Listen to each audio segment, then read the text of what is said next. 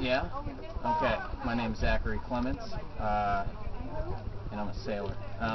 No, I'm unemployed right now, but I just wanted to tell a quick story for Pat and Ted's blog, website, etc. So the first day I left on my sailing trip, it was October 1st, last year, 2010. Put the boat in the water on this rainy, terrible day. Me and my buddy were really excited to leave.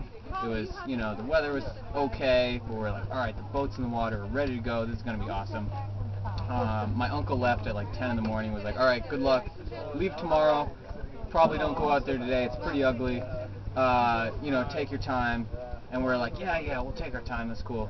And then, so the moment he leaves, we're like, alright, so we're leaving? Yeah, we're leaving. So we go out the inlet, and it's pretty ugly. There's big waves. We've never seen waves like this before. We're like, but we're badass sailors.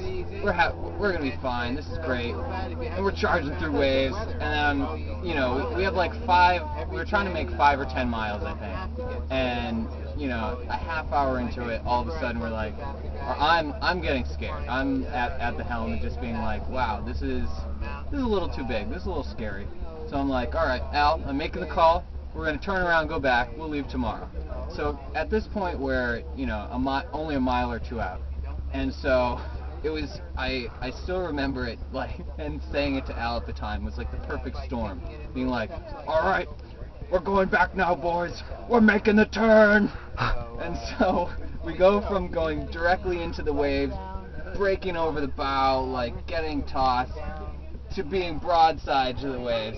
So all of a sudden now the boat's going, whoom, whoom, and I'm just like, oh my god. The motor's going like, whoom, propellers coming out of the water.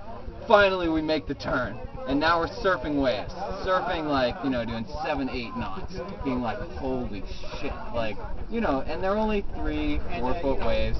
But 3, 4 foot waves in a small boat are huge. So we're surfing down waves, and I can't even handle it anymore. I'm like, alright, Al, you gotta take the tiller.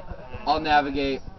Try and figure out stuff. I can't do it. And so Al takes the helm, and I'm just holding on like to the boat, just being like, oh my god, like I really hope we don't die. Like that would be so embarrassing to just die on the first, maybe not die, but like wreck the boat on the first day out. That would suck. And so as we're heading back in, it's cloudy and there's a lot of waves, and I can't really find the inlet. And for some reason GPS is not saying where it should be. Like intuitively I know it's kind of this way somewhere. GPS is saying it's here, and I'm just like, if we get too close to shore surfing these waves, there's no going back. It's like, okay, we have to pick the spot. It's like, find that needle, and if you miss it, you're fucked and you beach the boat. Sorry about my language. So somehow, intuitively, I find kind of the right spot. We see the jetties, we surf the waves in, and we see just this this little Hispanic guy like fishing off the jetties, seeing us come in just with like wide eyes, being like, you guys. And I'm just like, I do the Jesus thing, and I'm just like, and he's just like, whoa, and we're just like, whoa. And so we go back in and spend the night, go out the next day, have a beautiful sail, and start the trip again. So I never regret that we did it, but from that moment on, it taught me the lesson of waiting. My uncle was, after that point, very impressed with how well we waited all of the time, being like, wow, you guys are so conservative with your weather, really picking your windows well. But he really didn't know that we had the fear of God in us, and that is why we picked our windows well.